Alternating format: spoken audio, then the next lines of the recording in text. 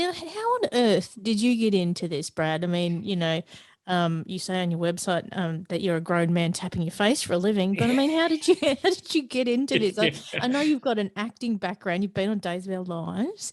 I saved Sammy's life on Days of Our Lives. Yes, I'm not a doctor, but I played one on TV. And you've had circus training as well. Tell us about that. Yes, I am a graduate of Ringling Brothers and Barnum Bailey Clown College. Incredible. It was an amazing experience. 2 months of spending every day in makeup and juggling and unicycle riding and throwing pies and things like that. And that came about while I was an actor. I had traveled the world doing children's theater. I even performed at the Victoria Arts Centre in Melbourne.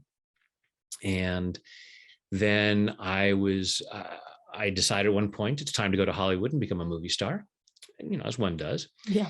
And while I was there, I met this woman, fell in love, got married, and just after meeting her, got accepted to clown college because, why not? And said, "Hey, honey, we're having a great relationship. I'm going to go for 2 months and be a clown." And literally that was part of the thing, running away with the circus. Yeah, literally. Well, so at the end of clown college, they offer contracts to some of the people to go on the road, and it's a year-long contract. And I had been chosen to be one of the MCs and one of the featured performers in the big show for the producer of Ringling Brothers. And I said that morning of the show, I said to the director, "Look, here's the deal. I am in a serious relationship. I don't want to spend the next year on a train." And he goes, "Well, you signed a contract."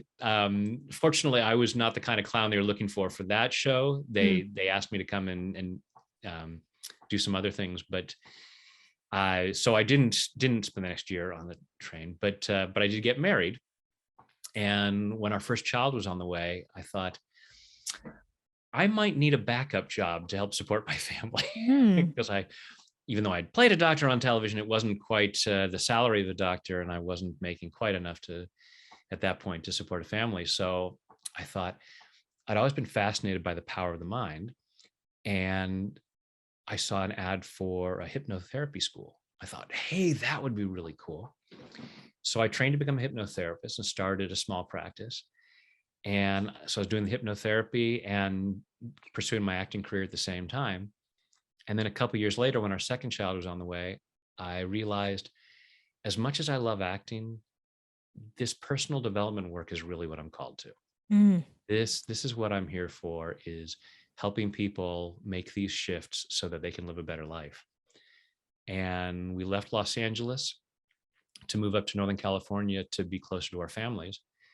And through some other hypnotherapists, I heard about this energy psychology and this tapping stuff. And there's this conference going on in Las Vegas. And I thought, sure, what the heck? So I went and took a day-long workshop with Gary Craig, the founder of EFT. And he's having us tap on our faces. And like I said, for those of you who are new to tapping, I know it looks a little weird. Remember, I'd already been to clown college at this point. So, anything weird was not a problem. Yeah. Sure, I'll tap on my face. And particularly when he had gave everyone a piece of chocolate and said, "Okay, on a scale of 0 to 10, how much do you want that chocolate?" And I was a bit of a chocoholic at the time, and I'm like 8, 9. And we just tapped for a minute or two. I could not eat the chocolate. Wow. I did not eat chocolate for 2 years after that. Whoa. Now, don't worry, Mindy. I got better. Oh, God. Yes. Thank you for that.